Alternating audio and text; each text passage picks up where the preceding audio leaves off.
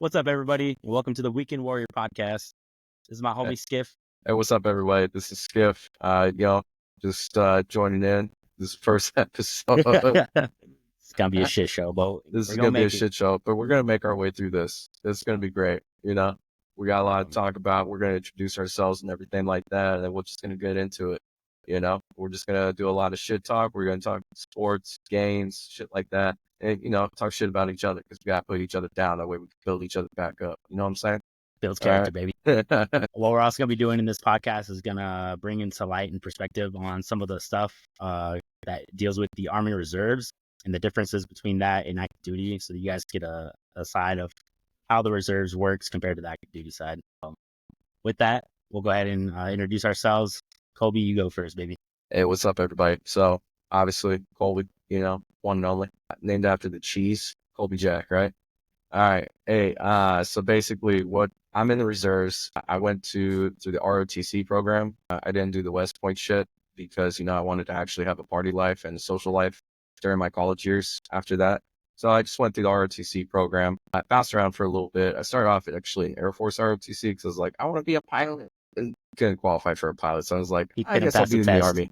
Yeah, I guess I'll be in the Army. Whatever, right? It worked out. It worked out perfectly fine. So I moved out, went to New Mexico State University over there in Las Cruces, New Mexico. Aggie up. We're the Yo, discount Aggie, Aggies. We're not the A&M Aggies. All right, we're the discount bin discount Aggie. Aggie. All right, we're like that Goodwill version. All right, our basketball team's good. Our football team's abysmal. Absolutely abysmal. All right, piss poor. Fucking piss poor performance. I don't think last time I saw them decent was like Rose Bowl of fucking 2020 or some shit like that. All right. That was it. All right. That was it for like the last 30 years of their history. I'm That was the talking a lot of highlight. shit right now. All right. Because I need you to understand they fucking suck. All right. Our Anyway, basketball team, though, our women's and basketball men's, team, bro, they're hey, damn good. fantastic. Fantastic. If only some of that fucking excellence could leak over into the other fucking sports in our school, then maybe we'd have a fucking fighting chance. Anyway, yeah, so I went into the reserves, people, there's like this whole thing where people are like, you don't call it the reserves. It's the reserves. All right. The Army Reserve, whatever you want to call it. All right. Weekend Warriors. All right. That's the name of the fucking podcast. All right. Fucking once every weekend, a month, and then 2 weeks out of the year, baby. Let's fucking go. Hell All yeah, right. give me my pay, baby. The 2 weeks that turns into 4 weeks and then turns into 6 fucking weeks that turns into 3 years. Fucking God. Turns into an AGR assignment. We'll get into that later. But went in, commissioned as an officer, went signal. So I was just a glorified fucking IT guy. All I did was just computer work. That's really all it was. I turned red cells into green cells. That's basically the culmination of my Army experience. Nah, not really. But we did mess with a lot of communication stuff. I just did a lot of communication platform stuff, network stuff like that. Don't lie to him. You just played Call of Duty. Yeah, that was a big one, right? Been a lot of ups and downs and stuff like that. I was activated for 3 years on active duty orders and everything like that. So I did a lot of active duty time versus the traditional reservist that does nothing, really, compared to that. While I was on active duty, had some medical shit happen.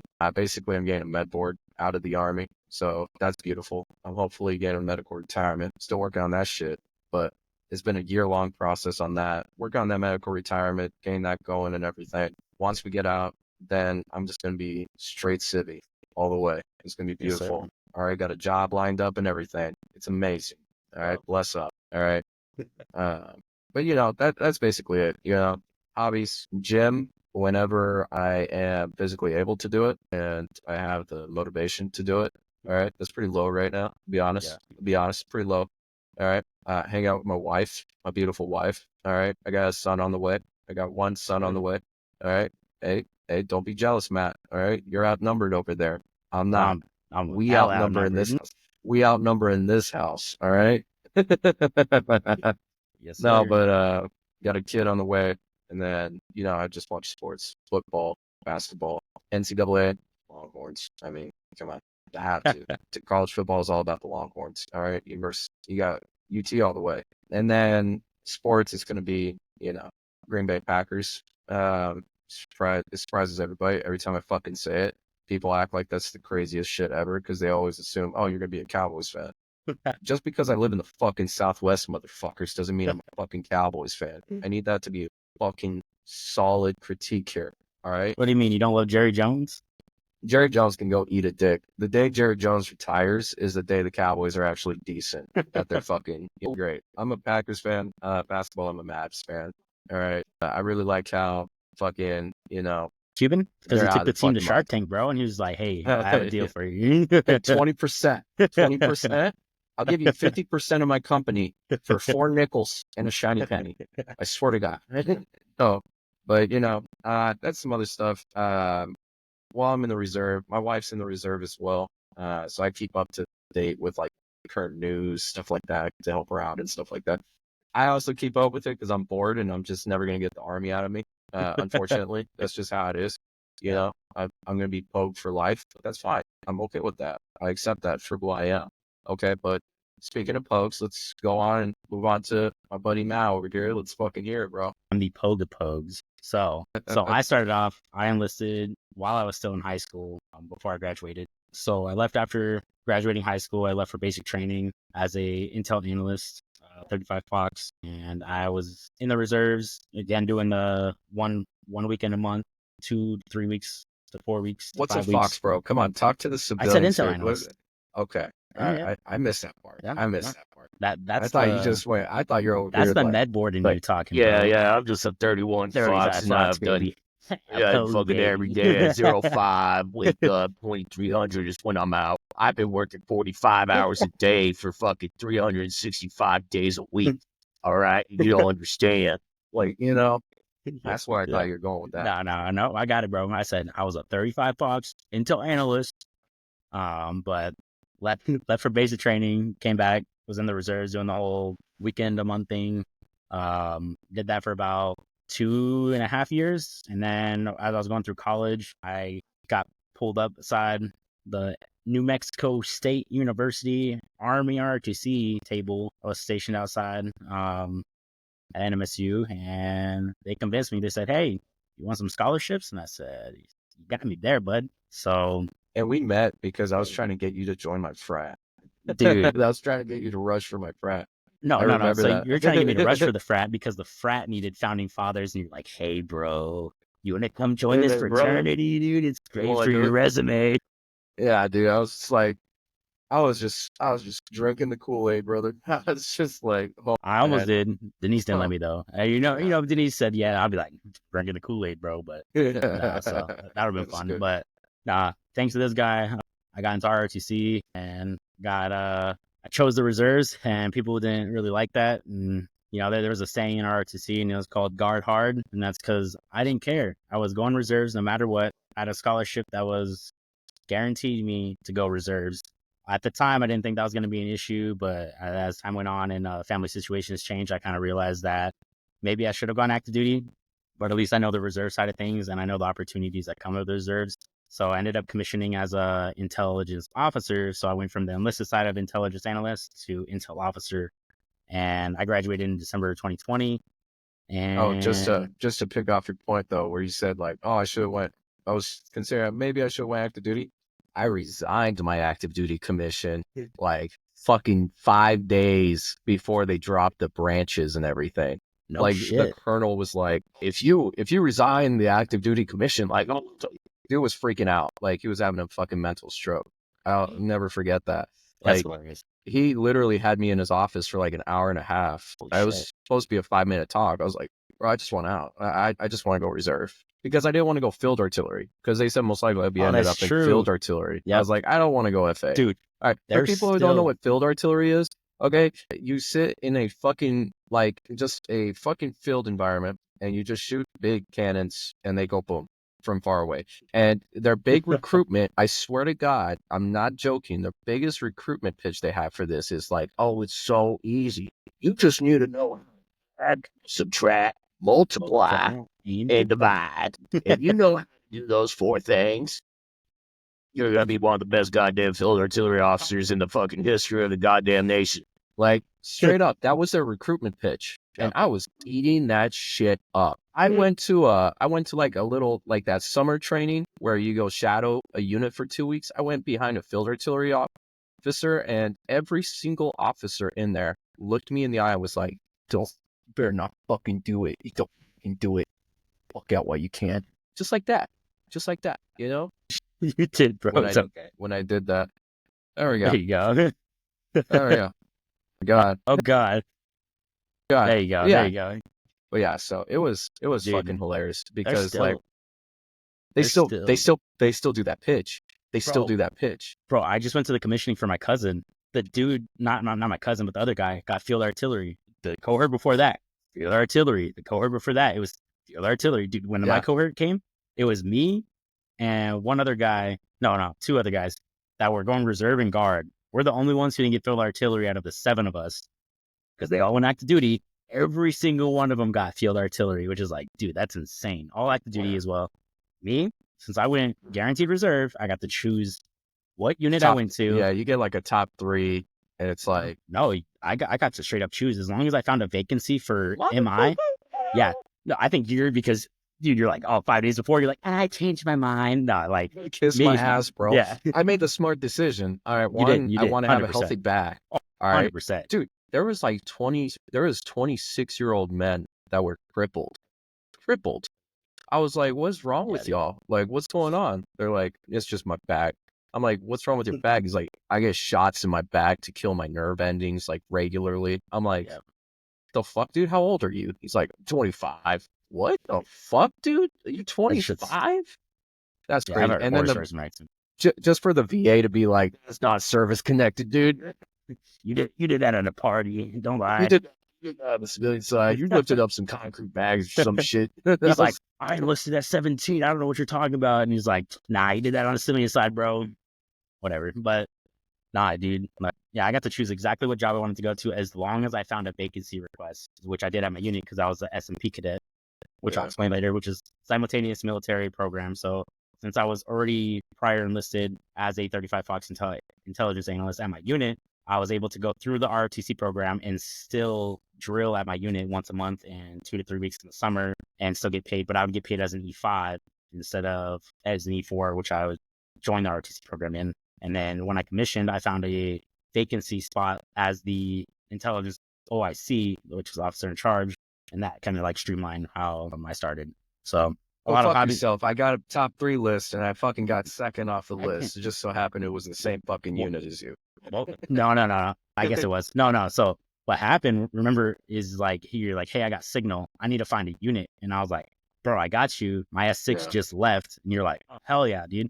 Get me in there. And then as soon as you got in there, you're like, I'm leaving. I'm going down to the company level. But I mean, just for good reason, right? Like, whatever. But yeah, this shit was horrible. Are you kidding me? Like, yeah, I was getting screamed at. We'll talk about that later. Yeah, that we'll unit's a whole other story, guys. Yeah, we can talk about the failures of senior leadership at the fucking all levels at this point, like all day long. You can just go on Army What the Fuck Moments and you can just see it for yourself. It's fucking terrible. It's streamlined in the reserves too, because it's just like, it's crazy. But we'll get into that, guys. Other than that, the hobbies that I have is going outdoors. I like going to like national parks, swimming, hunting, hiking, biking. I used to dirt bike. I don't get to do that anymore because I got a wife and 2 daughters. So fucking that's out of the excuses. Fucking excuses. Excuses are not the same as getting my ass beat for going and do something and then getting hurt for it. So, dude, you have a Latino wife too, dude. You know the fucking struggle. Don't lie to me. Yeah, it should beat my ass if she catches me on a dirt bike. Yeah.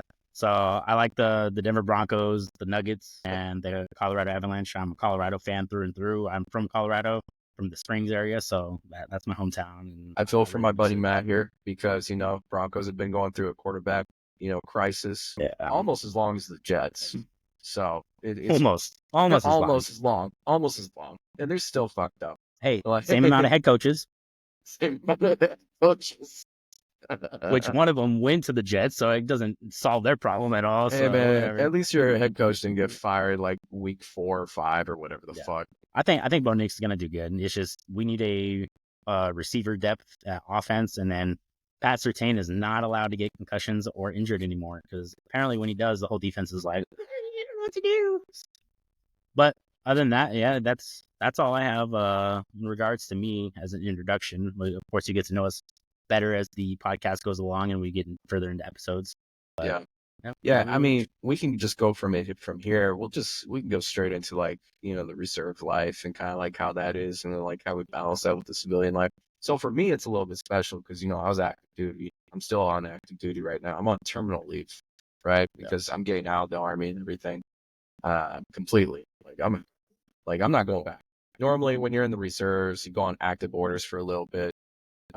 They have like temporary like mobilizations, like you can just volunteer for, like you have like little stints stateside you can volunteer for. I volunteered for some stateside. I was here for 4 years now, almost five, basically my whole career, like 4 years basically. And then, just rocking it from there, just a day at a time. But you got that. You also have like part-timers that just do strictly, they're called TPUs.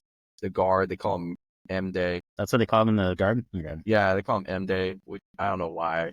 They try to make it sound cool. It's fucking stupid. Like, honestly, it's fucking stupid. All right? If someone looks at you in the face and tells you M-Day sounds cool, or even TPU, anybody, punch them as hard as you can. We are weekend warriors, baby. Square in the face, bro. Weekend warriors, that's it. No, but so you have like those guys, and then you have like Matt. Matt's like full active duty on the reserve side. There's a little bit caveat. I'll let him explain all that. I got you. But those guys, those are the people that run this formation like every day. Monday through Friday, throughout the month, all year, every year.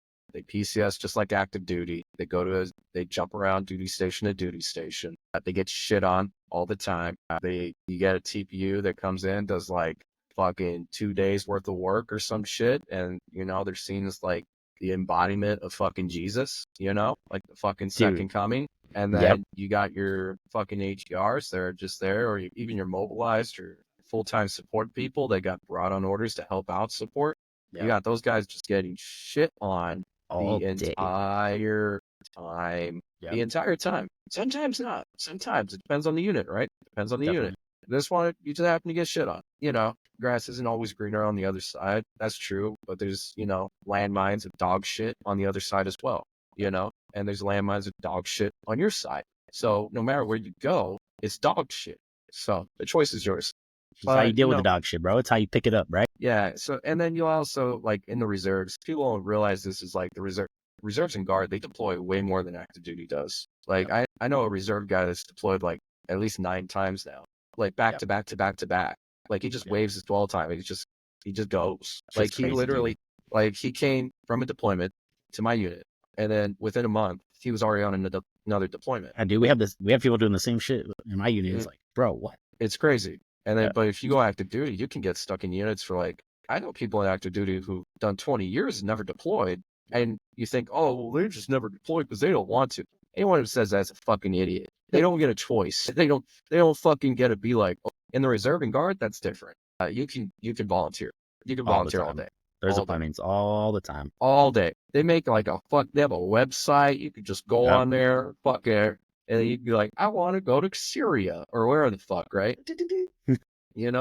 Or you want to go on vacation and go to UAE. You're like, I want to go see Dubai. Dubai is not a deployment, people. All right. Don't let anybody, if someone tells you they deployed and they went to Korea, UAE, they did not deploy. Okay. They went on vacation. Okay. Or Kuwait. That was a shitty vacation. Kuwait's a shitty vacation. The only good thing there is the mall. Yeah, it's horrible there. It's just hot. Can't really drink. Not as hot as Phoenix, bro. Just get the fuck out of here. It's hotter than Phoenix. It's hotter than Phoenix, dude. It's way hotter than Phoenix. I don't think like I can it's the asshole of the earth. It is. It is fucking horrible there. All right. Yep. Yours is like the belly button. All right. Like, fuck, dude. Or maybe the tank. Who knows? But you got like a weird structure, right? It's all combined. Right, you got active duty, everybody's active duty, but there's also like multi-compo units where I've seen where it's like reserve and active duty, or like joint missions where it's like guard, reserve, active duty with the Army and the Air Force. Like it's fucking weird. Yeah. It's really weird. I've been part of some like joint missions and stuff like that, like joint exercises. It's a clusterfuck every time. It's always a clusterfuck. Matt can attest to this all the time because he deals with all these agencies and civilian agencies too. They suck. They all suck. They're horrible. Like none of their systems talk to each other, but you want them all to work, and it just doesn't. And then, and then you can't get access to it because you don't have the civilian credentials, and then it's like, oh, yeah. And then usually it ends up with some like crusty old civilian or some shit that's been in there for like 30 years, doesn't give a fuck. No one's gonna be able to fire him. You send up an access request. He'll get to it in like 2 months or some shit before he kicks it back because you forgot to you misspelled some bullshit. We'd be like, you forgot a comma, like some dumb shit. It always happens. But that's basically how the structure is. I know I talked a lot of shit during that, but that's kind of like how the structure is. So you got your TPUM days, 1 weekend a month, 2 weeks a year. That's the minimum. That's not always. Sometimes it's more. All right. Then you got your full-time support people, kind of like what I did, like mobilizations, deployments. You get brought on orders stateside, stuff like that. And then you got your AGRs, which is like, so that's like the setup of the reserve. And then you got a bunch of civilians that fill in on some of those slots, like those key infrastructure slots. That way they have long-term support versus every 3 years, they have support for 10 to 20 years. That's the goal of it, right? So that way there's continuity and everything. Does it always work out like that? Probably about 30% of the time, 40% of the time it works out great. The other 60, 50, 70%, it works like shit. It really depends on the location. If you have like horrible civilians, it can really fuck up everything completely. Tell me. It can fuck up everything. If you have like horrible like senior leaders or something like that don't know how to like communicate or like put their foot down, that's a big problem also. Or you have the ones that put their foot down way too much. Yeah. And they have no say or like no understanding of how it works full time. Yeah. It's a total shit show because a lot of the leadership positions are TPU. So they're only there the weekend a month, 2 weeks of the year.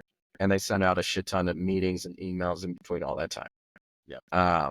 They're not there for everyday operations. They don't see what happens all the time. They just listen. They listen in one ear, out the other. That causes a lot of friction too, because what happens is you'll usually get like these active duty folk that came off active duty.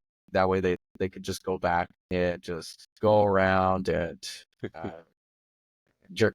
Your fan like fucking blew my fucking eardrums out for a second there. I was like, it's good now. It's good now. But as soon as you like unmuted yourself, the fan just like, it went. I was like, yo, what the fuck?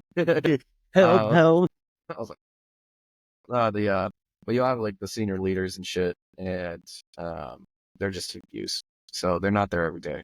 You get a lot of TPU senior leaders that comes through from active duty or even from like a retired reserve status or something like that. And they'll jump into the mix. And if they have like that active duty mindset, they're going to fail every time. I'm literally witnessing it on my way out right now. Actually, it's hilarious to me, right? You see it all the time. All right. You see it a lot. I see it all the time. I've out of the last 4 battalion commanders I've had, only one has been successful, really. Like with leading and trust. And that was like right before I left, huh? Yeah. I know who that was. Yeah. The one currently, I'm not gonna say names. The one currently, the ones before that, dog water. That's just how it is. Just how it is. I mean, you can't really change it. There's nothing to change it. I feel personally that some of the active duty people should be in those leadership positions, or that some of those senior leader positions should be like a full-time support thing. Yeah, honestly, because the amount of work that goes into those positions is actually a lot.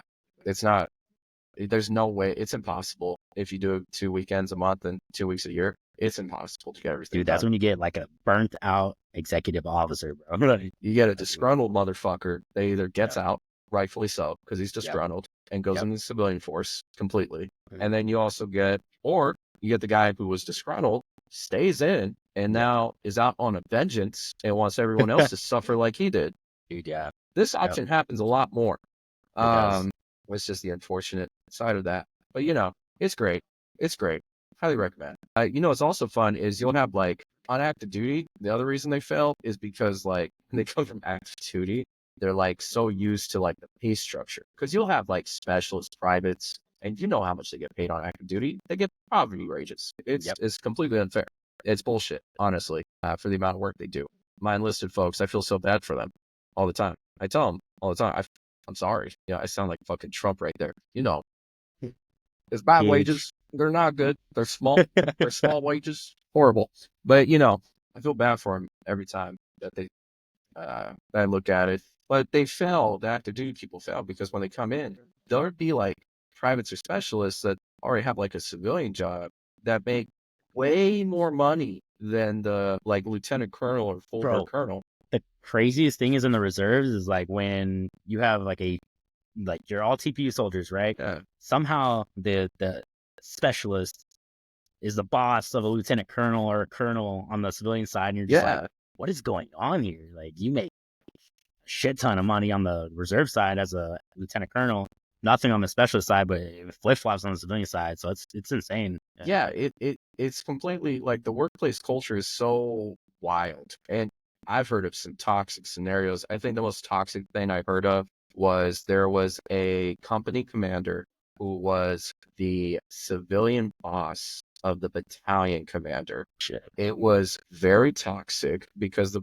lieutenant colonel, the battalion commander, rates him on the military side, but on the civilian side, the captain rates that lieutenant colonel. It was very toxic because the lieutenant colonel would bring up workplace issues into the military side. It was bad. Damn. It was bad. It was so bad that the dude recorded everything that the lieutenant colonel would say, and he sent up a whole IG investigation, stack of papers like that, slapped that shit on the desk, and she got relieved of command.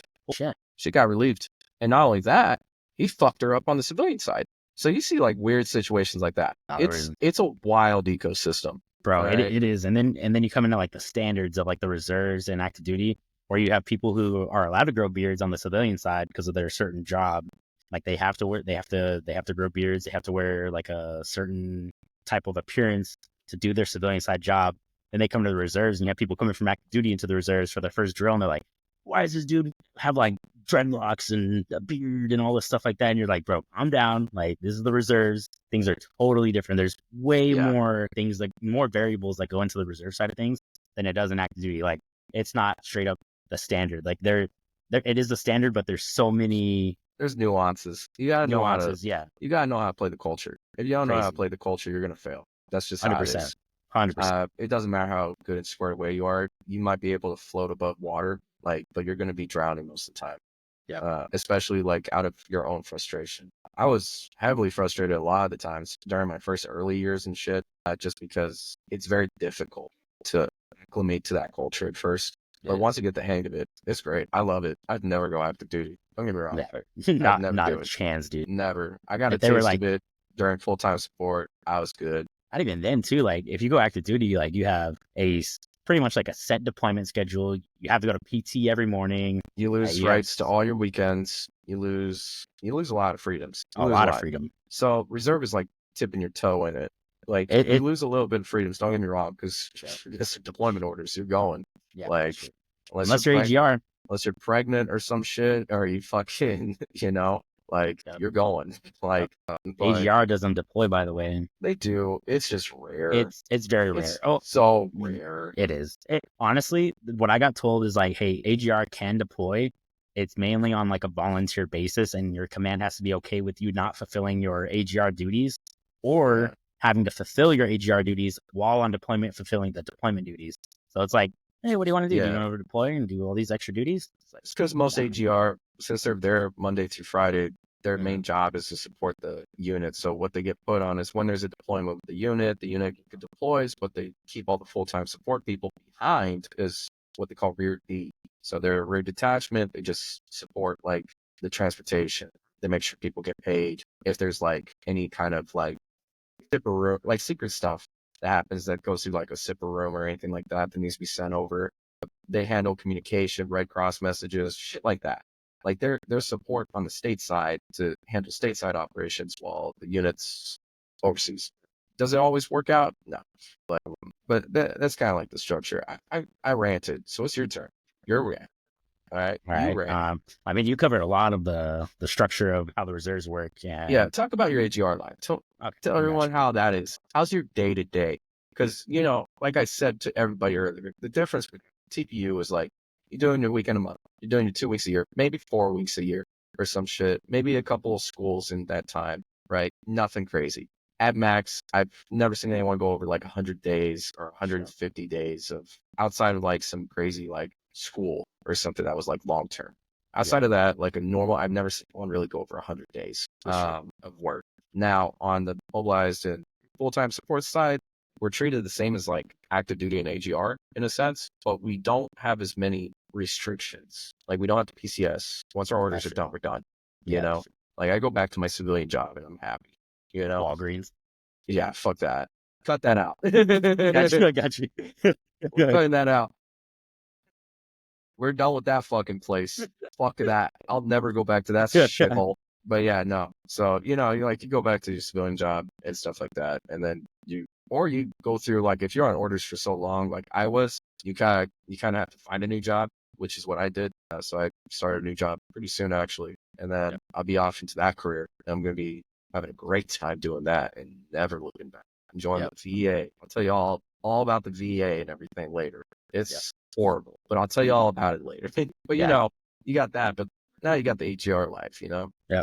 So the way that you get into AGR, which is Active Guard Reserve, is basically you submit a packet through Army Reserve Command and they'll approve you. They go through a board process and you're like, hey, your rank and your job requirements are perfect for the AGR program. We need you to go here, or whatever. And then they send you. What sucks about the AGR program is that it's like, hey, this is your only option. You're going here or here. Like it's one spot usually on the first assignment. It's like, hey, you're going here. And it's like the backwoods of Pennsylvania or some shit. Like not anywhere near like a city at all. Like fucking way out in the fucking boonies or some shit. Yeah. Like it might be in West Virginia on like the farthest fucking corner. Or even in like deep Appalachian mountains. You're like 3 hours away from any good city that's like sustainable besides having like a Walmart.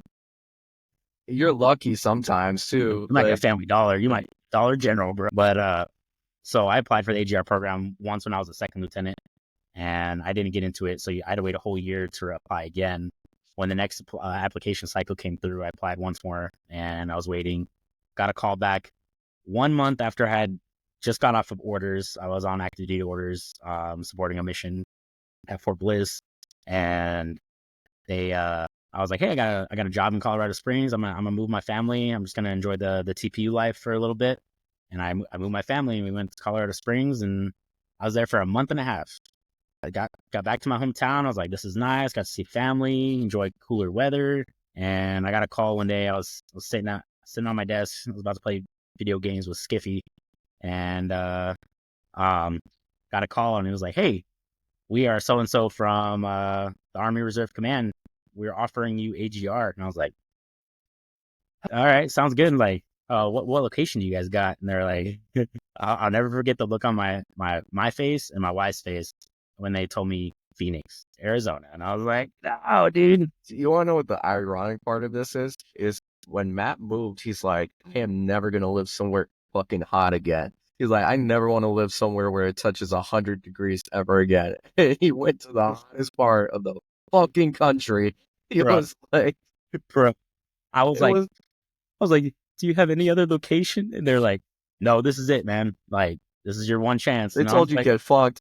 I was like, are you sure it's the only thing? Like, are you sure you're like misplaced that is like Phoenix as like someplace in Boston or something, dude? And it was like, nope, Phoenix, Arizona. I was like, and they're like, hey, can you be there in 2 weeks? And I was like, hey, babe. I was like, I got AGR. We're going to Phoenix. Do you want to leave in 2 weeks? And she's like, 2 weeks? Like, we just finished unpacking yesterday. Like, that was the funniest part too, is like, you were so proud. You're like, you're showing me pictures of everything. You're like, oh, I'm just done unpacking. We can finally relax. Dude, it was so nice. Fucking had to pack up everything. Dude, it was the day after I unpacked, bro. I even procrastinated unpacking because I was like, what if something happens, right? And I was just like, no, it's not going to happen. I need to unpack and finish getting everything situated, nice and set up. The day after, bro, and going to Phoenix. Moral of the story, guys, always wait at least a year to unpack your fucking. Make sure you save your boxes, your moving boxes, because dude, as soon as I unpacked, I threw all that shit into recycling, and I was like, here you go, recycling. And then I got told going to Phoenix. I was like, hey, babe, Home Depot sells big tough boxes. You know, buy like 20 of those. She's like, yeah, we should probably do that. So next time they have us move, we're not like buying moving boxes all the time. So either way, we got uh, so we got to Phoenix, and it went from like 20 degrees and snow in Colorado Springs to getting here in Arizona, and it was 75 degrees in the middle of November. I had to take off my hoodie, had to put shorts on, and I was like, well, we're back to the desert. So time to pack all of our winter stuff and throw it back in the closet. Thankfully, all you wear is shorts, so you're already like halfway prepared. Yeah, Like dude, that was all I was wearing was a hoodie. like you were already halfway there being prepared. Like you were not ready for the fucking winter at all. Like it was crazy. Like you I mean, I just would have wore worn shorts no matter what. I love the cold. I've bro. seen you wear pants twice at my wedding and at my fucking baby shower. Those are the only two times I've ever seen you wear pants in my life. Bro, I gotta wear them every single day, bro. I was like, Army pants don't count, bro. Those are pajamas, homie. bro, Those are especially the fucking summers. pajamas. Those summers are nice. Yeah, but either way, got here for AGR and I was like, all right, cool. Let me check in. Got all checked in and stuff. The AGR life is completely different than TPU. So as soon as I got settled in, I had to start getting access to all the systems and stuff. So I am the operations officer for a battalion level unit. For those that don't know what that is, it's like basically the battalion's bitch boy. Like he just tasks people out. No one likes him because he just gives everyone homework. He tells people what to do, and he's not even the one really telling people what to do. It's his boss that tells people what to do. He's just like the messenger. All right. You ever get court papers? You ever get served court papers and get summons? That's him. That's his job. He's that guy. Bro. It's true. It's true. And then You're not the one like, You need to make sure we have this many people for the range and everything like that. And I want to set this up. no, you ain't doing any of that shit. You're just like, please, sir. please give me soldiers. I need soldiers for this. I just need 4 soldiers. CLI. But dude, no, it's like you get there and it's like, all right, cool. So I'm used to being an intel officer. So it's like, okay, cool. I can do the web, right? Like easy stuff. Then you get here, dude, and it's like, hey, you need access to this. You're gonna be doing funding for the battalion. You're gonna be doing operations. You're gonna be doing DTS, which is our travel system. You're gonna be doing this, blah blah. Explain the weather joke. Like Okay, sorry. The So intel is just like yeah. the joke, like the butt of the army. Just So- like the whole weather thing. So basically, intel officers, if you don't know, we are specialized in weather. So we know how the weather's going to affect you every single day of your life, every mission, every operation that you have. You But guys, they're supposed to do like a whole bunch of like counterintelligence kind of shit, like reconnaissance kind of stuff, like all kinds of like nuanced shit, like crazy level stuff. James Bond, Jason Bourne shit. Nah, kind of like that computer nerd that makes all the cool shit for James Bond. That guy, you know, like they're supposed to like prep them, like, you know, like you get like that briefing when you load up Call of Duty mission, like that whole briefing. That's his job, right? But every TPU intel guy in like a non-intel unit, all their job is just to do the weather because no one knows really how to do their no one knows what to test them with. It's They're kind of like, what nice do you though. do? Like so. For the first like 2 years when I was working with him, like every like meeting we would have, like it'd be like a training meeting, and there's not even like a training for like another 3 weeks, and they'd be like, "Here's the weather Monday through Friday." It was like a fucking weatherman. It was great. Honestly, best gig ever. If you want to make $500 a weekend every month, just know how to read a fucking weather report. Like you'll be good. It's amazing. I just imagine this whole unit is nothing but weathermen. That's just how I imagine it. Now it's better, all right. But my job did not I know get better. But it's just funny. It's just funny to me because Yeah. it's literally every unit. It is, dude. Every unit except for intel units. Like Even like when you go to training environments, like even like huge training environments, I've still seen it to where like the intel guys just like, there's enemies in the area and it's going to have a 40% humidity chance and it's going to be a high of 85 and a low of 63. so make All sure right. you're drinking your water, you're changing your socks. All right. Gotta change There's your a socks, 10% guys. chance of precipitation. There's a storm in the northeast. It's coming. It's gonna rain for approximately,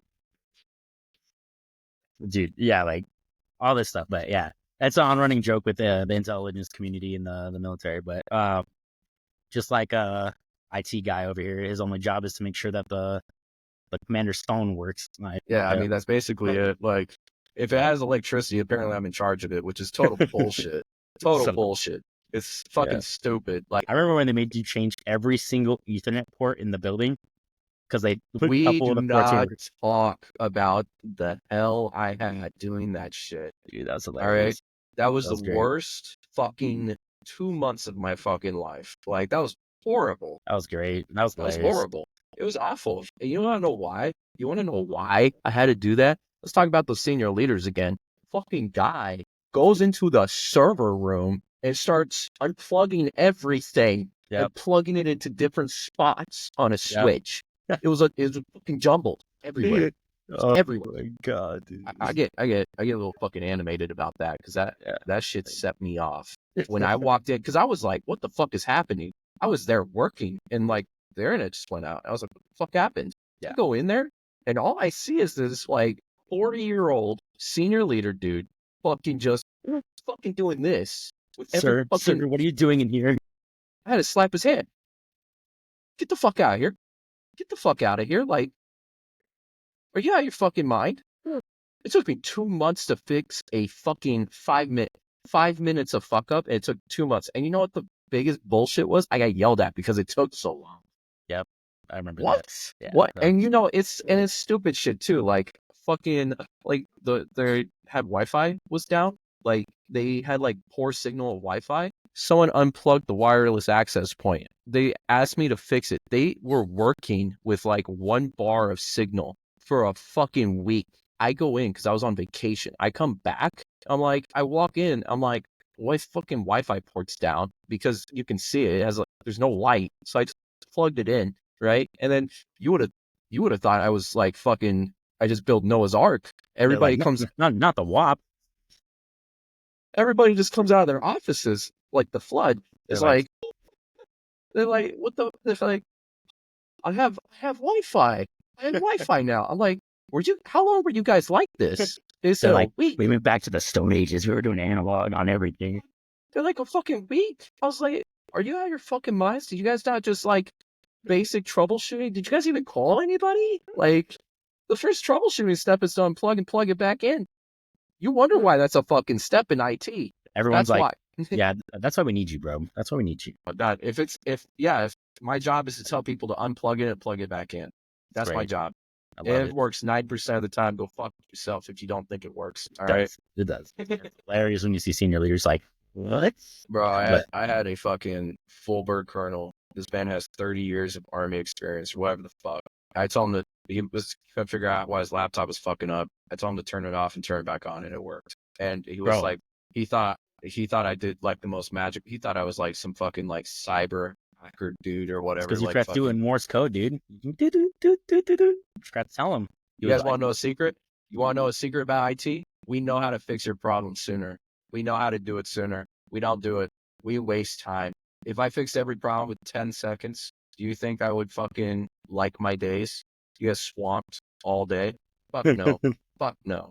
I take my sweet fucking time. I'm not sorry. Please submit a tier 2 ticket. Yeah, that sounds like a tier 2 issue. I'm going to have to forward the ticket up. Then the next guy's like, why is this a tier 2? This should be like, Tier 2 guy user calls error. me. This is like- user error. They put that on tickets sometimes. It's actually fucking hilarious to see. That's awesome. Oh, shit. Good So, times. Back to AGI. we got fucking We sidetracked. got sidetracked so We'll bad. edit but that throw it somewhere. Fuck it. Yeah, we'll get it. So basically, I do all the funding operations and stuff for my unit. The difference between active duty being an S3 operations officer compared to reserve side is that on the reserve side, we only get myself and an NCO. So it's only Active 2 duty, people. you get like a shop of like 20 fucking people. Yeah, it's massive. So And every your day budget work, is like a fucking tenth of what the active duty budget would be. bro. So take that temp, and then you're like, hey, divide that temp into 12 months because that's all the merc gets. So I gotta edit that. That's all the higher headquarters gets. So now you gotta trickle it down the line, and that's all you get for every month. And then at the end of the year, they're like, oh guys, we got to spend all this money because we forgot. It's like, why couldn't you give us the money when we needed it? But Or Either way. counterpoint, it's fucking like you get all the money in October and it's January and you're completely out of money. yeah, I've seen it There's both no- ways. Yeah, There's no in between.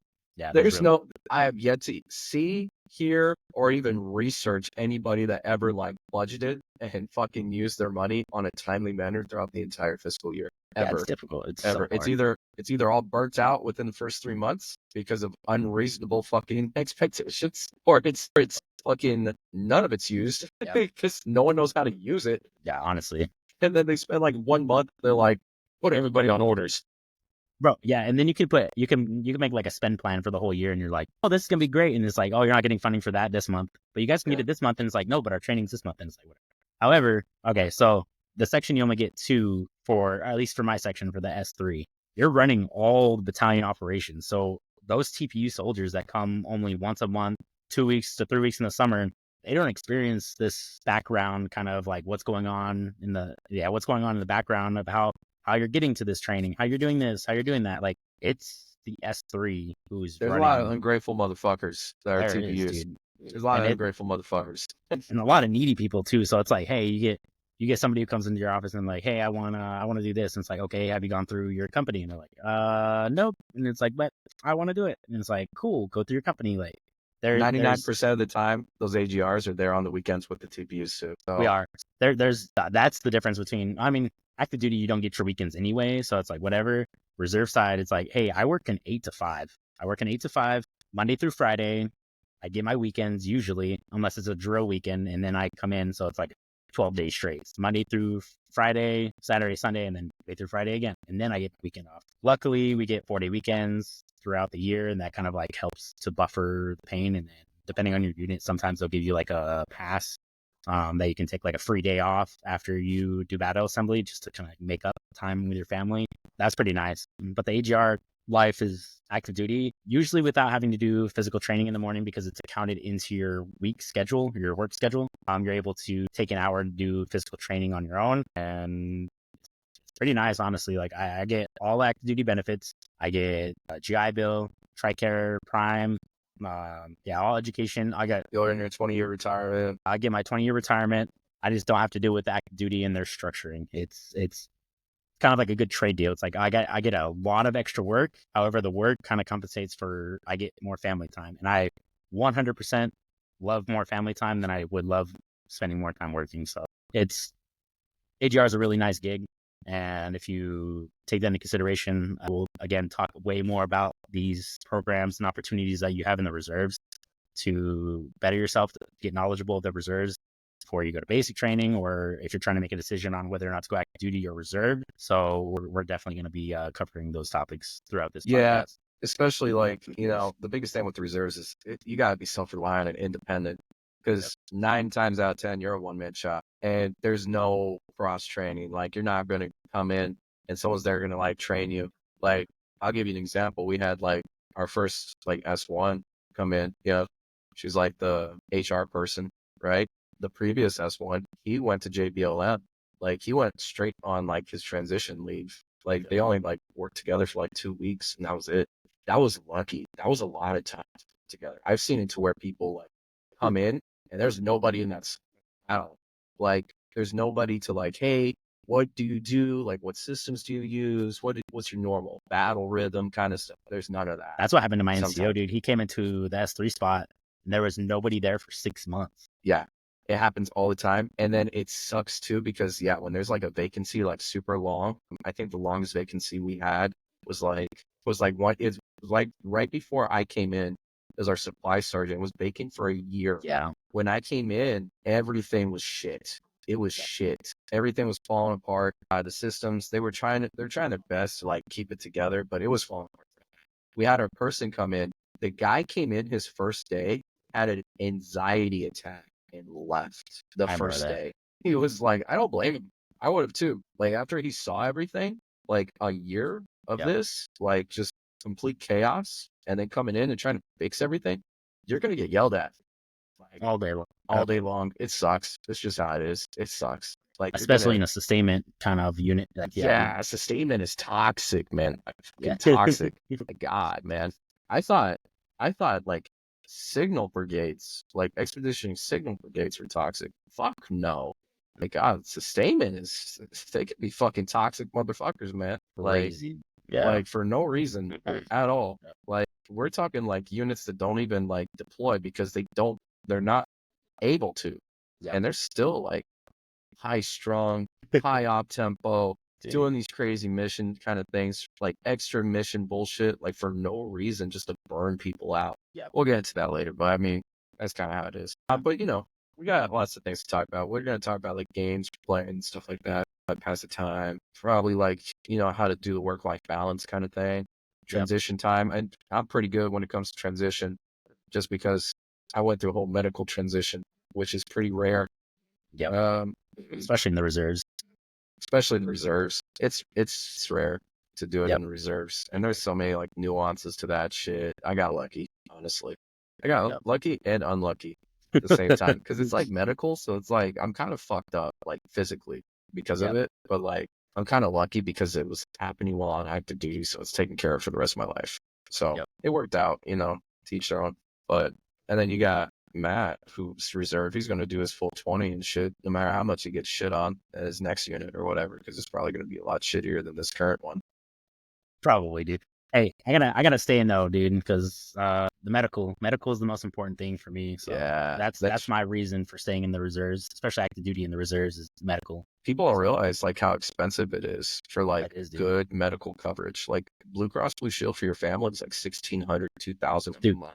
Even Reserve Select. So on the reserve side of things, you have TRICARE Prime when you go active duty on active duty orders for more than 30 days or 60 days. More than 30.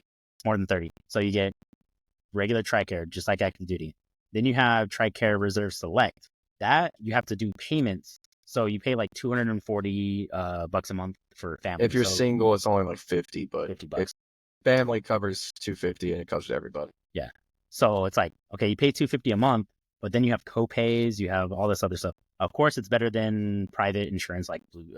I would say Blue Cross Blue Shield's amazing. Don't get me wrong. When we're racking stacking insurances, I could talk shit all day about Presbyterian, all day. Oh yeah, I had Presbyterian too when we were in NM.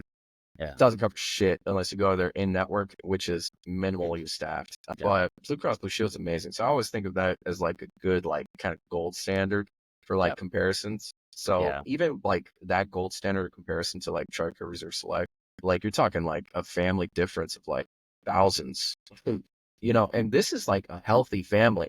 Oh, you know? yeah. If you have a kid or a wife or yourself with like a chronic illness, right? I have a chronic illness. Do you have any idea how much it is for me to get insurance? Like right off the rip, thousands. Yeah, if it's not through a workplace, it's literally going to cost me, I think it was like $2,500 for me and my family. That was going to be the same for my daughter. And that's just for me and a spouse. That's not even with a kid. That's just me and the spouse.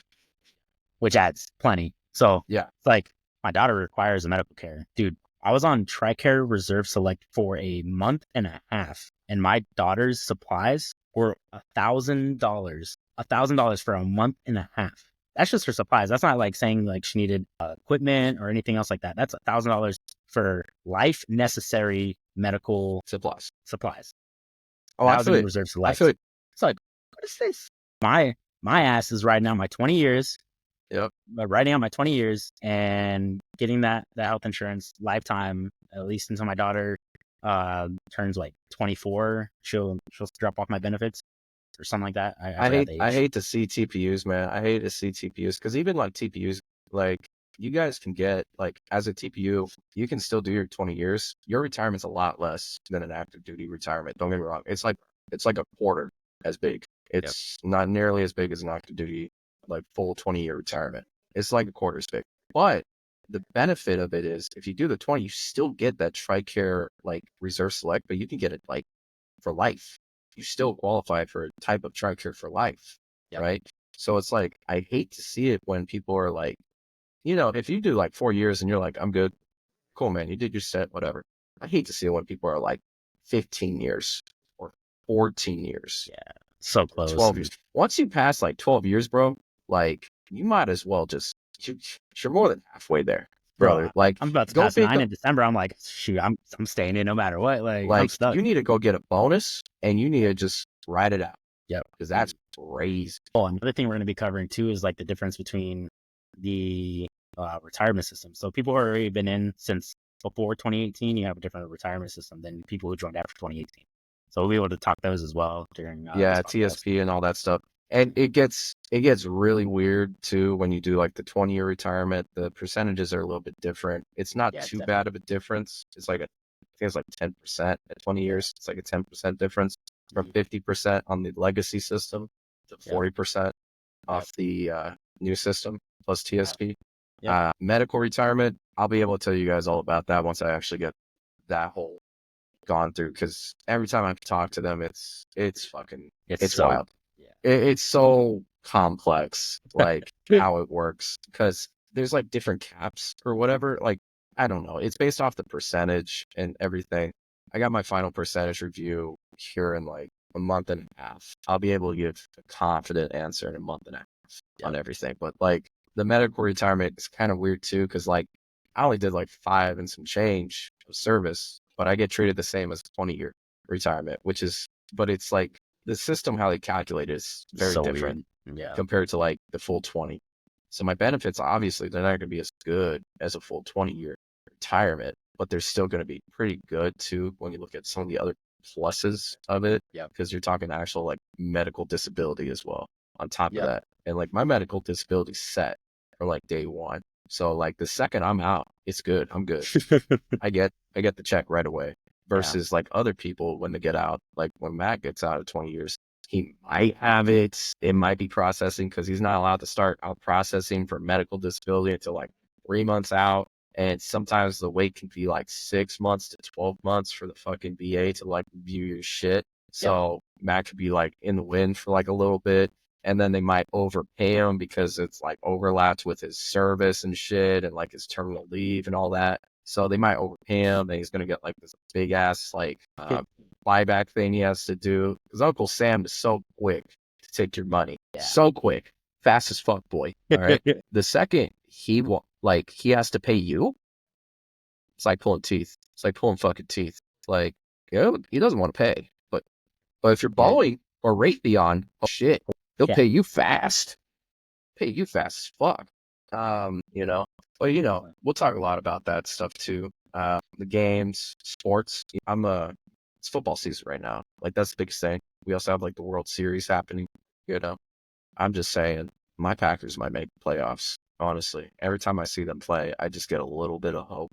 Hey, bro, the NFC North is fucking killing it, dude. Like, god damn. Like we already know the Chiefs are probably gonna win the AFC West, and I'm like, oh damn it, come on Broncos. But yeah, I mean, as long as they get knocked out in the playoffs this year and don't do a freaking 3-peat, dude. Dude, like the Chiefs are so crazy because like they're like, it reminds me of like Brady, like they could just get random pieces into the puzzle and like the system works, right?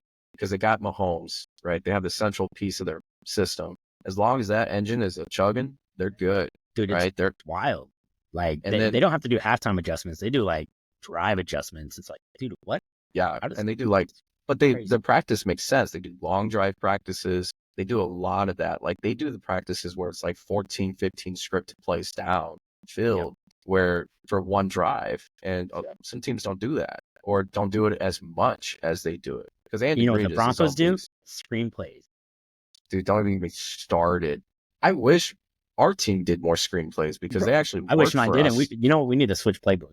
We need to because like I swear to God, every time they do a screenplay or they toss it to Jacobs, he does amazing.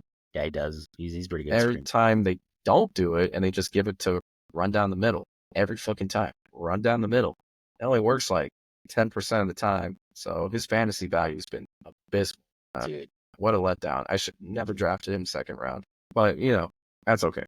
But there's a bunch of sports happening right now. It's great. It's fantastic, actually. Also watching the college games here and there, trying to pick it up. Dude, did you see Ohio State slid? All they had to do was kneel with 1 second left, or maybe 2 seconds, and kick a field goal. Hopefully he makes it, right? But yeah, dude, he pulled he pulled like a Dak Prescott. Just like, oh yeah, I got it, guys. Oh, time out. Oh no, time's already been expired. Oh man, I can't handle that whole Cowboys situation. It's such a mess. It's so hilarious, dude. It's honestly, the Cowboys is one of the worst managed teams in the NFL. Bro. I would say they're like top 3, honestly, top 3 because they have weapons. They have crazy They weapons. do, bro. They had a Super Bowl defense at the beginning of the season, and they just been fucking getting booked like bad. And like they have great wide receiver core. Dak is Not worth $60 million a year. That's he's for not sure. worth $60 million a year, dude. Yeah, Like bro. it's like that whole Daniel Jones contract kind of like thing. Dude, Remember yeah. that shit? I was like, whoa, what He the hasn't even fuck? done anything yet. I was like, I mean, he runs good and shit, but like, Hell. Yeah, like that's- I remember when Patrick Mahomes got his payday, everybody was like on the fence about it, but that worked out. and he That kind worked of out deserved great. it, honestly. Yeah, I mean, that guy proved himself. I mean, 100%. shit. Yeah, 3 times already. Yeah, Imagine being the starter and he's the backup and he just takes your spot like week 3. dude, that's wild. You ain't getting Coming that from spot Texas back. Tech, dude. Coming from Texas Tech, and he's just like, yeah, I got it. Got it.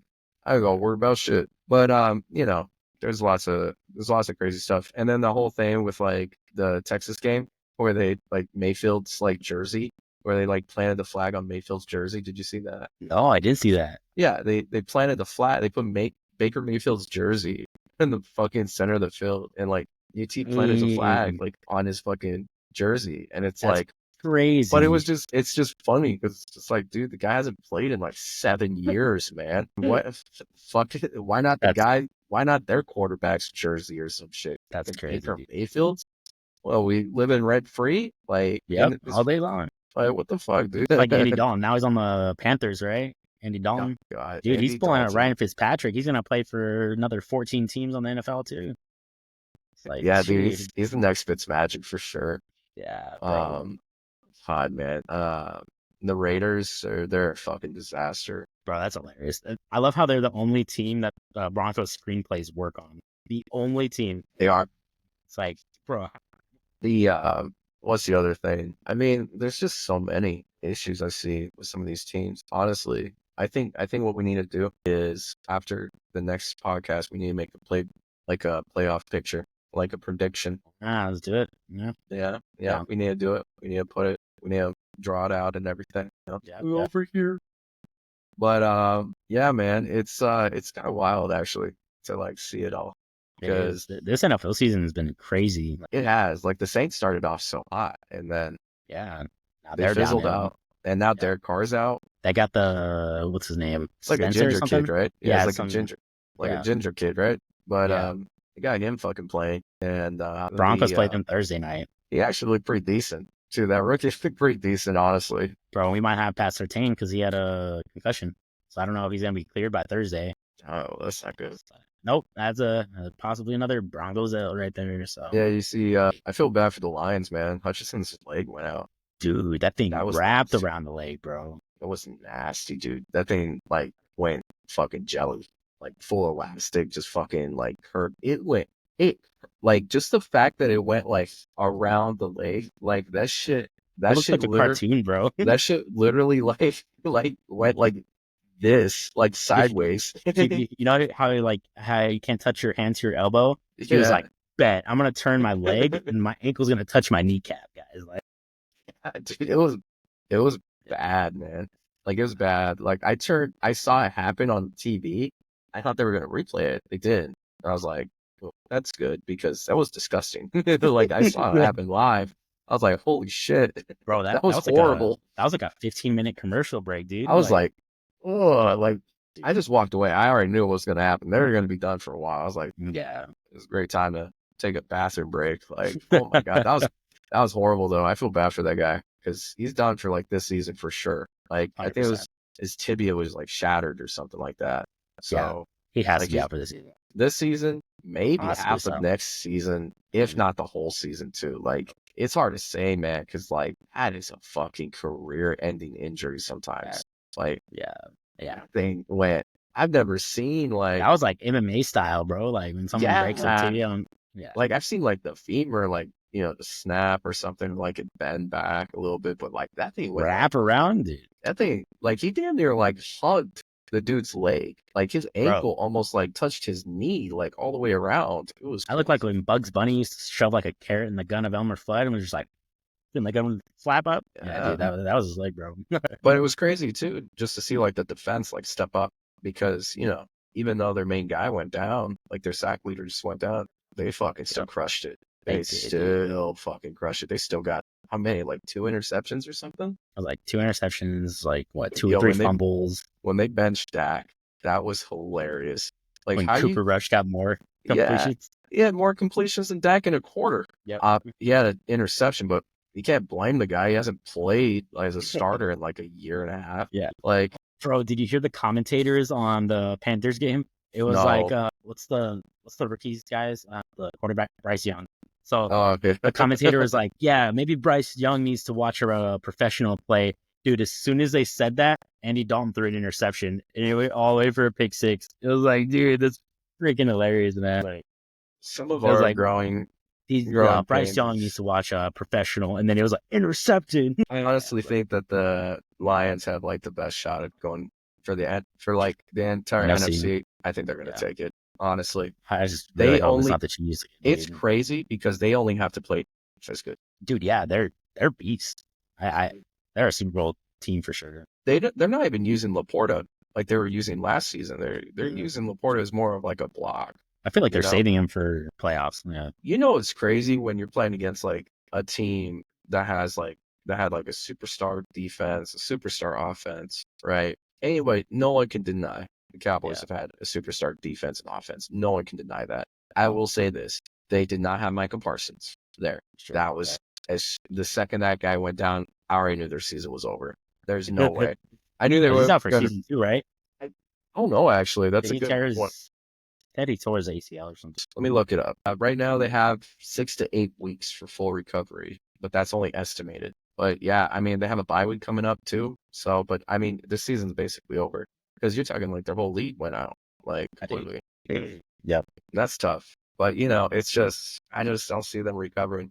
But you got the Lions though. Like they just demolished that team. Like they picked it apart. Like they were thrown to their own linemen. Yes. Like, and that's why I love the Lions offense. The Lions, I don't care what anyone says, they have the most creative offense in the NFL. Yeah. Hands Oh, down. 100%. Dude, they're throwing a Hands down. lineman. Throwing Yeah, a lineman And they did it like multiple times. like 4.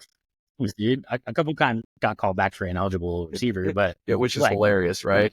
Because you're like, you got a fucking lineman catching the ball. So he has to like self-report and shit. yeah. And I won't blame the guy for not reporting sometimes because it's like, dude, they're not used to that shit. Bro, did you see number 70? I think, what was his name? Skipper.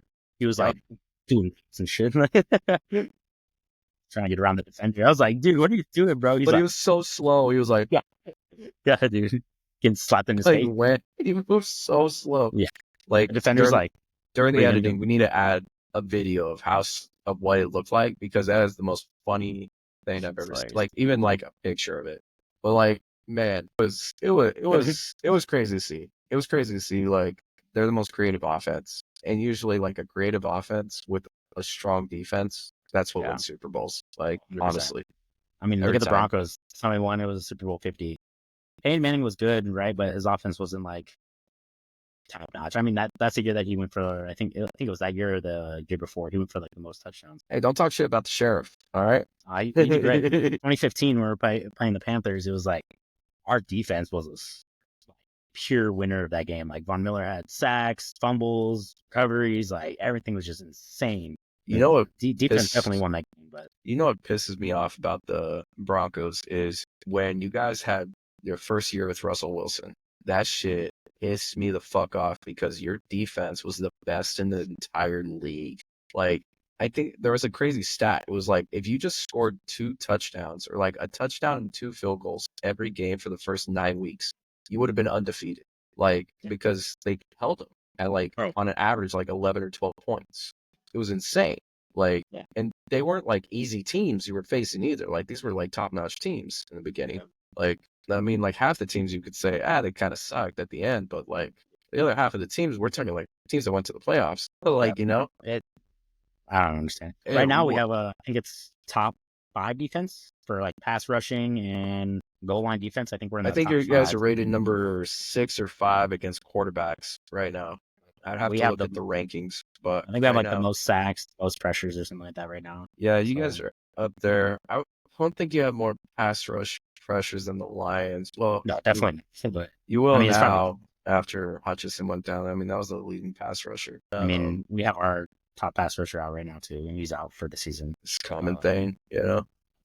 But Especially I think the problem with like the Packers, man, is like our only issue is we're still figuring out how to work Josh Jacobs like we used to work Aaron Jones, right? And we saw a lot of the growing pains. Like we have a stellar offense when they sync up. Like the Vikings game is a perfect example. We sucked that game. The first 3 quarters, trash, complete trash. The third quarter, we scored 1 touchdown.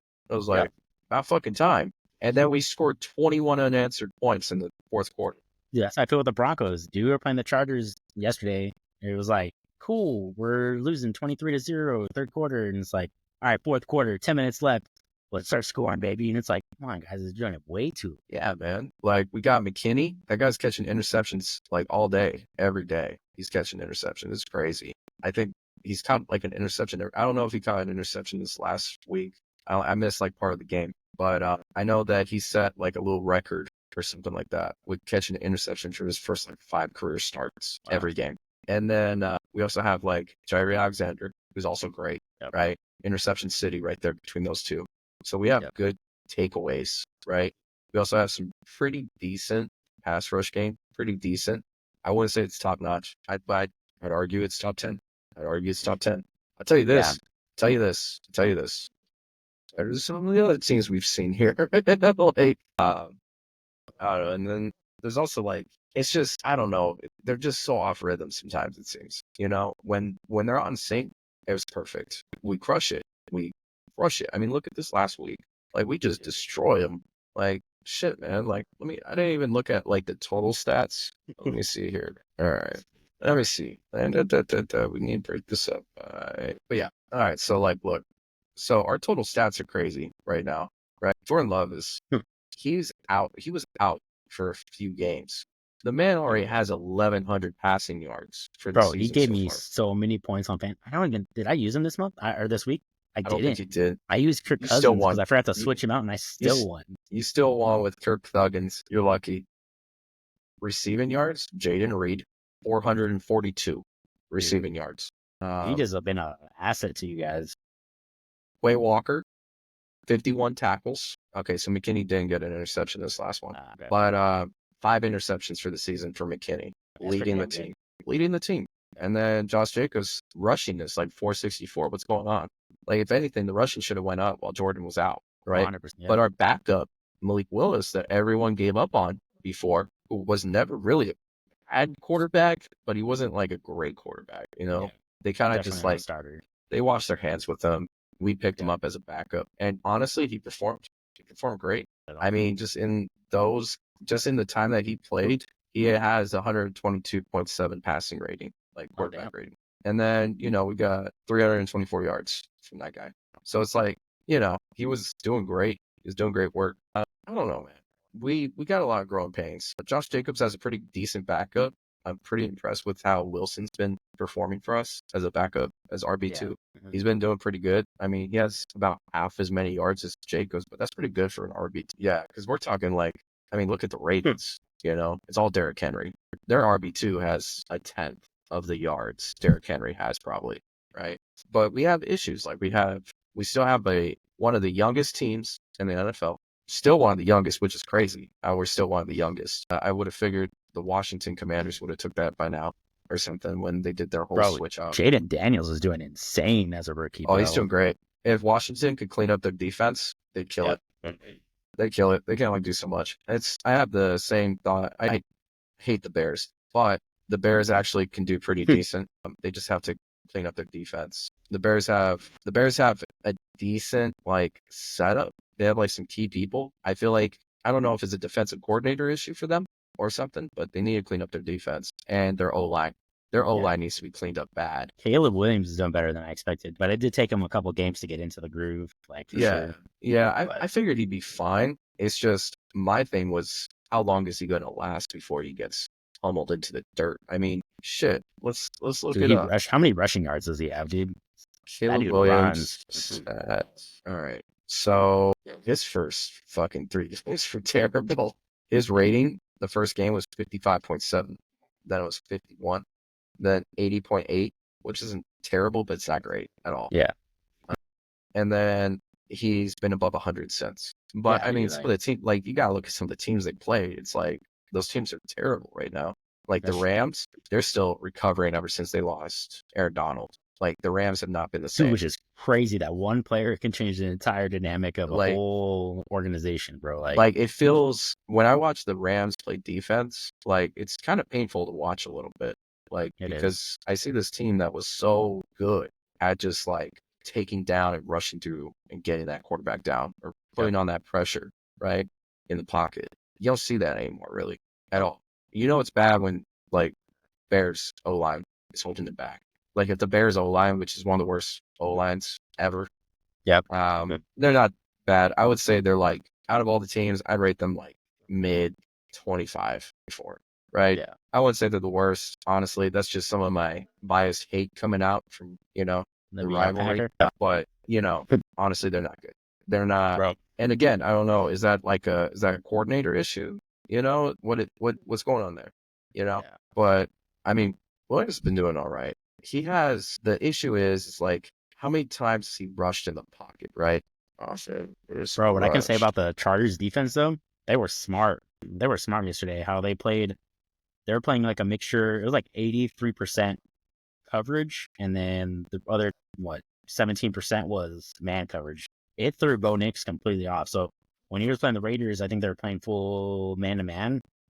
It was a lot easier for us to get downfield. No, they're playing coverage because we were able to get more screenplays. The Chargers, dude, they did like a mixture. Dude, it threw Bo Nix off. Like he was unable to complete passes. He was unable to throw downfield. It was just like he had to rush most of the game, and it was like, man, that's a playoff contending defense. For offense for the Chargers, not entirely sure, especially with Herbert getting injured and rebuilding his injury. Mm-hmm.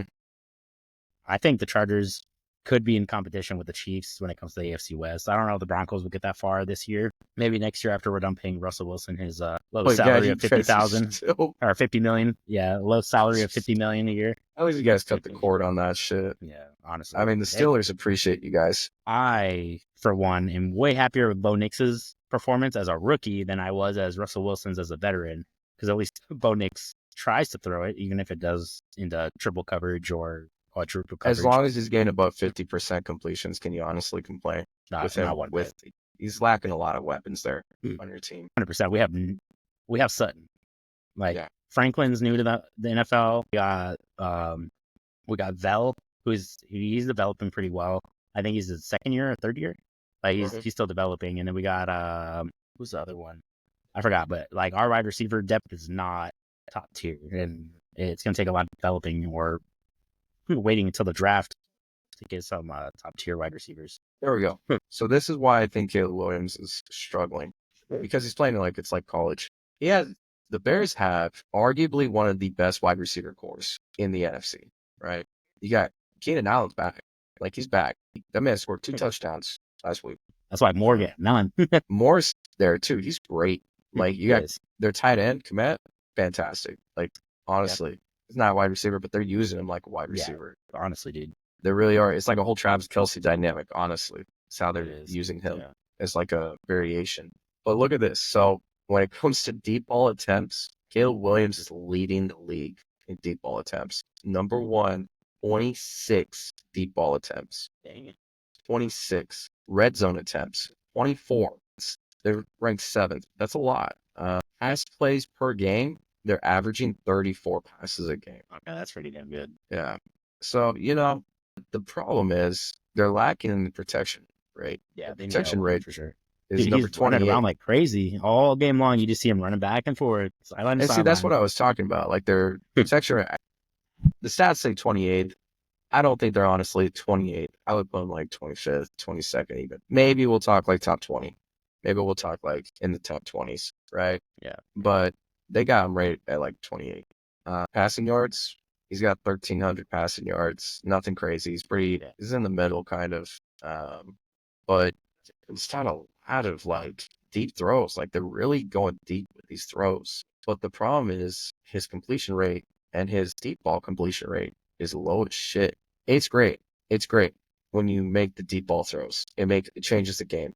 You miss them though, you just got incompletion and you just got another down. And now you're third and long, and now you're going for a deep ball throw anyway, right? And where do most deep ball throws happen? Third and long every time. It's always a third and long situation. So, I mean, his deep ball completion percentage is one of the lowest in the league. Yep. He's at 27%. Oof. He's ranked Yeah. 27 on his deep ball completion percentage. Damn, Now, is that number because one he's on deep throwing throw so attempts. many? I mean, yeah, but he's throwing so many, but he's missing like 3/4 of them, Yeah. you know? So, I mean, that's the issue. Like, they just got to do a lot cleanup, you know? He has very low accuracy ratings. And this is all stuff that could be cleaned up. Like, when he's under pressure, he's the worst in the league. He's the worst. Pressured catchable pass rate, 28.6%. Oof. He's ranked 33 on that. That sucks. That means That means a backup is done. there's a backup quarterback that is ahead of him. Let me see. Probably Malik Willis. I think it's Malik Willis. Probably might is. be. Don't get me wrong. The Green Bay O line is not super amazing either. Don't get me wrong. But goddamn, this is bad. So it's just his accuracy. Once he cleans up his accuracy and they clean up that O line, so he's not under pressure as much, or maybe they clean up the O line, he's not under pressure as much, so he's not missing as much. If you got the worst throwing quarterback under pressure, Give him some time, you know? give him a little bit of space, you know? Even if it's just like the NFL average of like 2.5 seconds or whatever, you know? If you can get 3 seconds, you'll be fine. You'll be good and dandy. But, you know, teams that there's no way in hell you're going to get that is like the Chiefs aren't going to let you get that. 49ers are damn sure not going to let you get anywhere above 2.5. Bosa will never let that happen, you know? Like, there's just teams that even if I see them get to the top, I don't see them ever. It would be like, this is like a wild card team, honestly. I see the Bears as a wild card team. Don't get me wrong. I see the Packers as a wild card team, too. We're not any better. Our struggles is we give turnovers away like candy. I mean, Jesus Christ, that fucking game where we had 3 interceptions, 2 missed field goals, 3 fumbles. Insane. One of those fumbles was basically an interception because it came out of Kraft's arms and then fell on the fucking ground. Like, might as well have been. But, you know, like, there's just a lot, man. Like, pressure completion percentage, he's ranked 34, 37%. It's not looking good. It's not looking good when it comes to his efficiency ratings. Like, and these are like advanced efficiency ratings, right? He's not, I don't know. He's a rookie. He gets the pass, right? He gets a pass. Yep, at least 1 year. He gets 1 year pass, right? That's what it's normally been. I mean, fuck, look how horrible Zach Wilson was. And they gave him a pass on pass on pass. But, I mean, we're talking the Jets, which is like, it's the Jets. Forever pass. Yeah. I remember when I was upset that we got rid of Rodgers. I am happy we got rid of Rodgers. Dude, that dude drama, And bro. I am grateful we've had franchise quarterback back to back to back. Yeah, you got lucky. Our backup is able to be a franchise quarterback if we invest enough time into him. Yep. He proved that during like when Love was out. But you know, we got a lot of fixing to go on this. But don't get me wrong. And then people throw the fucking argument about Williams and they'll be like, oh, well, he runs the ball, you know, so your quarterback shouldn't be running the fucking ball. You got running backs to run the fucking ball. If your quarterback is getting more rushing yards than your running back, you got a fucking problem. Yeah, dude. That's a coordinated problem at that point, you know? But it's okay. I'm just a weekend warrior that fucking watches footballs and shit during, I can't tell you how many times I've just like had the fucking phone up here on my computer during the weekend when I had to come into the office and just supervise people. I'd just be like, all right, there you go. Bro, I had a whole lot watch the of game. watch parties in my office, remember? Dude, I don't know what it was. Like, people love to schedule like a battle assembly weekend during the Super Bowl. Every fucking Super Bowl time, weekend. dude. Every fucking time, man. It's like, bro, I feel like senior leadership did that just to like I just make sure they had like control of us. Yeah, like one year when we were able to plan our own battle assemblies, bro, I scheduled that shit. I looked up the date and I was like, we're not touching that day. That day is sacred. Yeah. I don't know what it is though. They always do that shit. Yeah, man. I mean, there's just a lot. Bo Nix, man, I don't know, dude. I feel like he has really good weeks and then really bad weeks. He's got a great attitude. I'll tell you that. Oh, dude, he has the best press conference answers ever. You Oh, know when they're great. him and Sean Payton got into like a huge When they got argument on the into it, sideline, and then the press conference was like, "Hey, what are you guys talking about?" And he was like, "He said I love you, and I said I love you back." It was like perfect. Like this dude has the media presence of a veteran for sure. That's Yeah, great. So he's cool, calm, and collected. I just feel like you he know. really needs to learn the NFL like as a whole, and I think he'll be all right. We need more depth. I think he's a great rookie. Yep. Do you think I'll it's take- a depth issue? I think so. I think You don't it's think more. you don't think it has anything to do with your coaching staff at all? Honestly, I think our coaching staff is all right. Vance Joseph kind of sucked a little bit, I think, last year, and then picked it up towards the end when he was about to get fired. I feel like defensively, I think Broncos are a contender when it comes to defense. Offense side, I think it's a depth issue. I don't know if it's going to be. Sean Payton kind of runs offense in a way. Like he has an offensive coordinator, but I think he's the one that really calls the plays. Yeah. I feel like he's being really conservative. If he becomes less conservative, I think Bo Nix will have more opportunities through downfield, deep field. Although I don't think our receivers, except for Sutton, are willing to make those long, deep catches. I know Franklin kind of showed it. I think it was against the Chargers yesterday when Bo Nix chucked it down the field and he had a wide open catch and hit the hands and went out. Like that was a touchdown, easy. The worst is when the receiver grabs the ball and like hot potatoes it, and it counts as an interception against the quarterback. That's shitty, right? Especially for fantasy. It's like that shit sucks, you know. Bro, yeah, I was sad when it happened. Have you seen the schedule for next week? I know Broncos play the Saints. We got some really good games lined up for next week. So, game of the week, I think, for next week, right? We still got tonight's game, but I think the game of the week for this last week, what would you say it was? Game of the week. For the week that just happened? Yeah, that we just did. Which one would you say would be like game of the week? Baltimore, Washington. Yeah. I would say Baltimore, Washington. It was a good game. That was a pretty damn good game. It was a good game. My game of the week was the which one was it? The Cowboys. You know, Yeah, it was just like I could just say it was like, oh, watching the Cowboys get decimated. But I mean, come on, Stephen A. Smith already talked plenty about that shit. I love it. I love when he does that. Dude. Yeah, I think that's my favorite part about a Cowboys loss. I think my game of the week, it would have to be so far, man, it would have to be either the Washington and Ravens or have to be definitely like the Chargers and Broncos. Because I'm interested in seeing like the growing pains there. I'll tell you the most painful fucking game to watch. It was that Bengals and Giants game. So dry, dude. It was rough Yeah. to watch that game. It was. That was rough. There was crazy plays at times, but other than that, it was just punt, punt, punt, punt.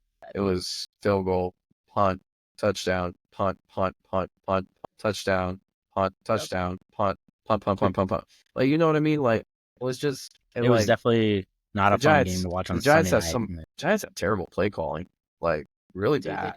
They could be way better if they just had a good play caller. I don't know, man. I don't know. There's some issues there. Browns and Eagles, that was any game with the Browns is rough. But the fact that the Eagles struggled that much against the Browns, who have been getting decimated in every game they played this season by Deshaun Watson.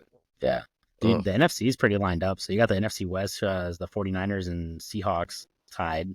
Then you have NFC South, which the Falcons and Buccaneers are tied. I think the game of the week next week is going to be the Lions and the Vikings. 100%. Yeah, because Minnesota's on top right now and Detroit's second. But yeah, but they're only second because Vikings are undefeated. Yep, exactly. And then you got Washington, who's probably going to take the NFC East at this point.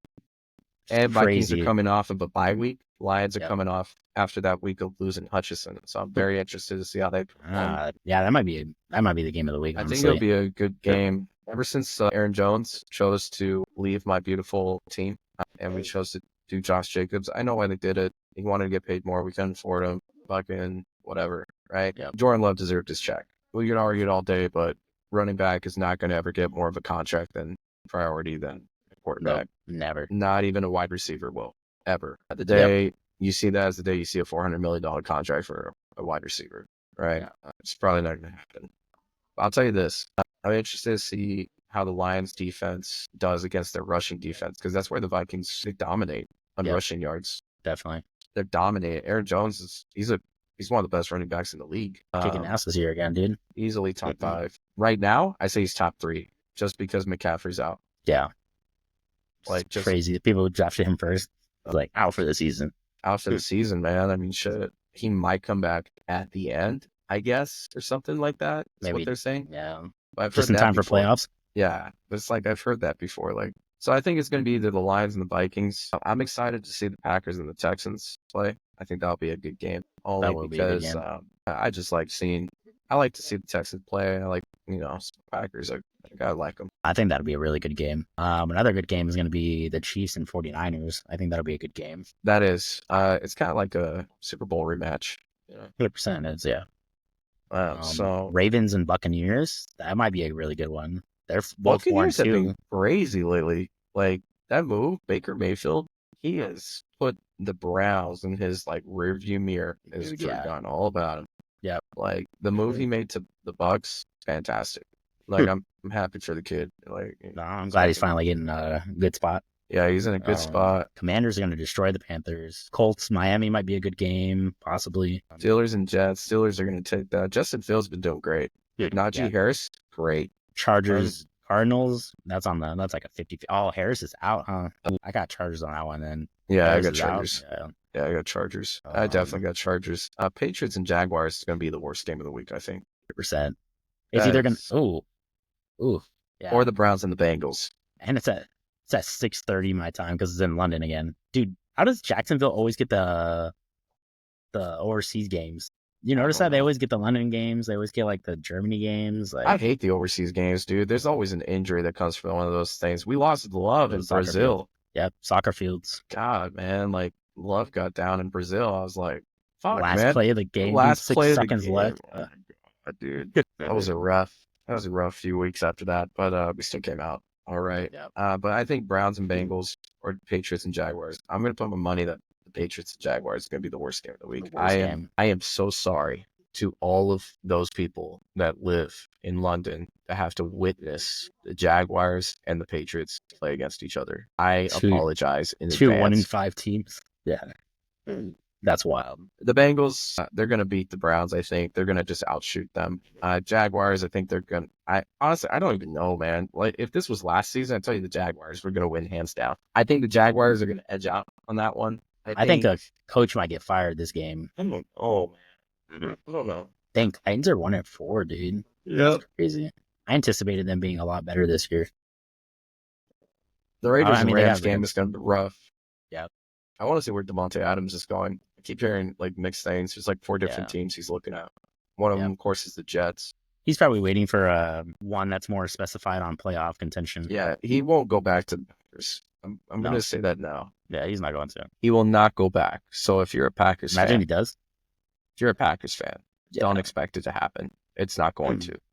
He needs to come to the Broncos, but we don't have the cap space. You don't have big cap space until I think next year, right? That's when you Yeah, get next all year your we cap finally get our space. cap space. Yeah. Yep. We're like running slim. I think next year we'll be good on cap space. Yep.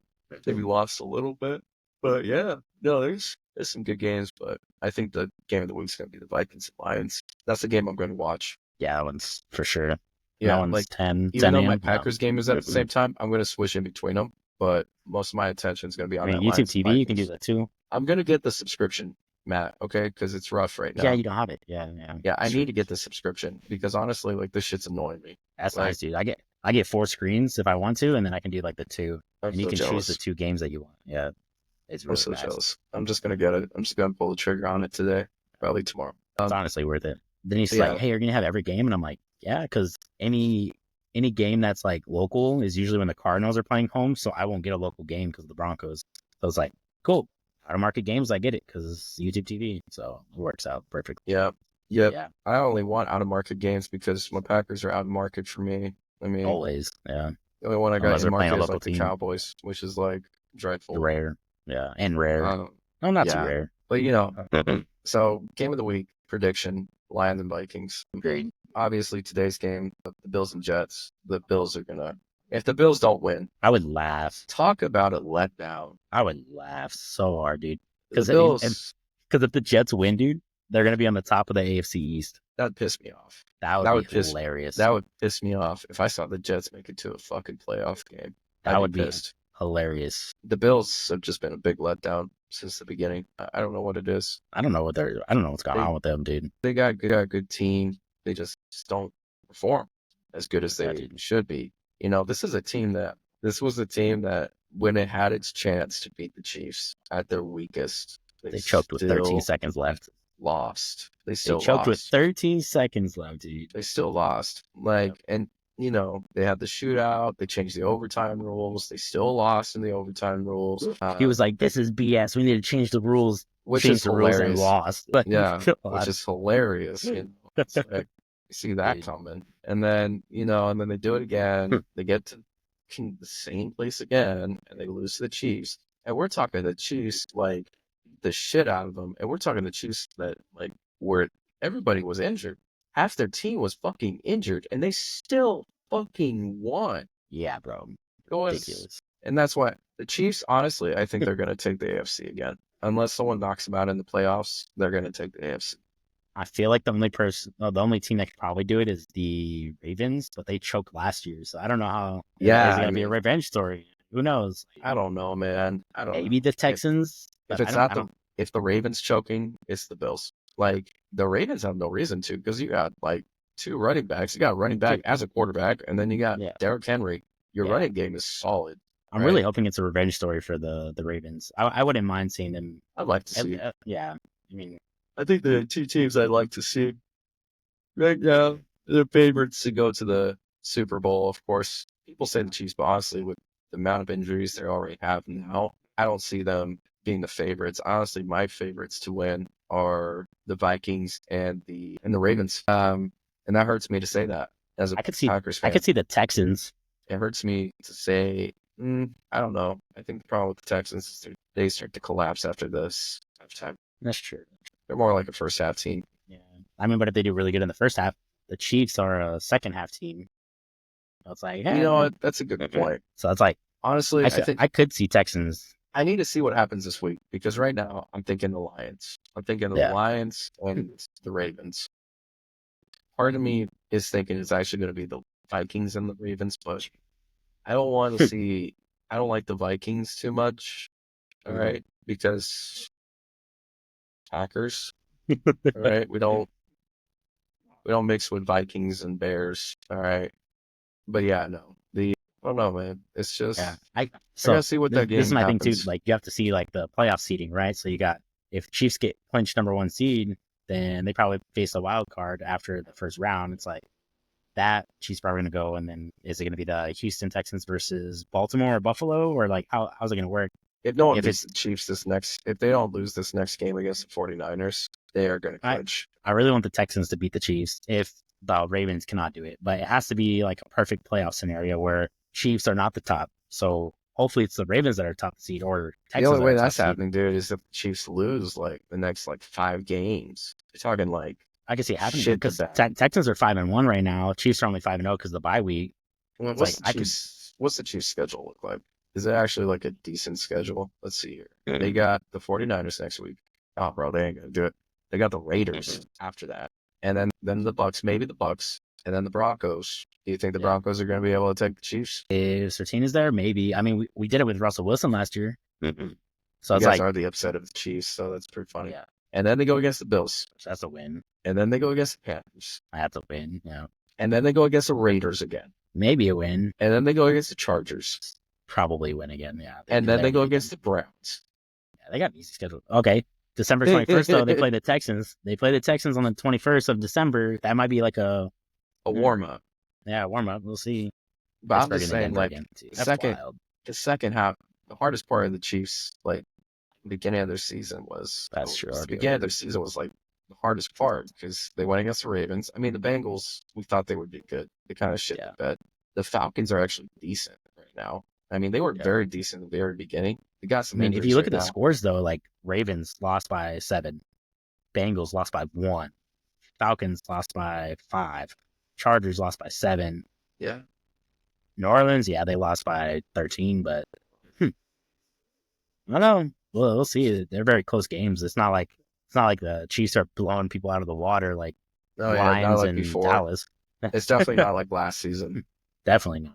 I think the And issue now- too is I don't know, man. I think the issue too is you can tell like the play call's a lot different than what it used to be. It's I way don't- more conservative. I don't think it's.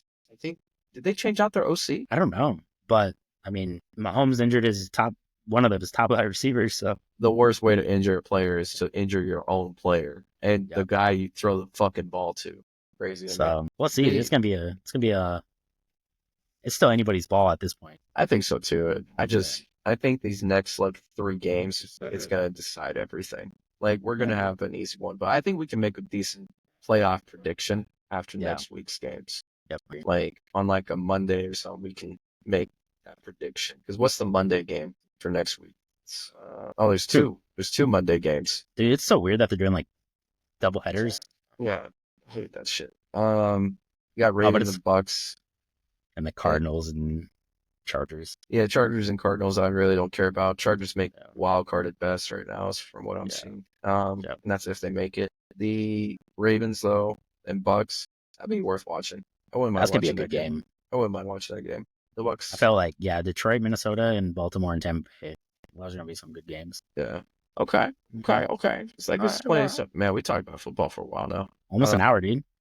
Appreciate you guys tuning in. Those that did. Next week we're gonna do that fantasy projection, kind of like build out what we're predicting the playoff picture is gonna look like. We might be right, we might be totally wrong.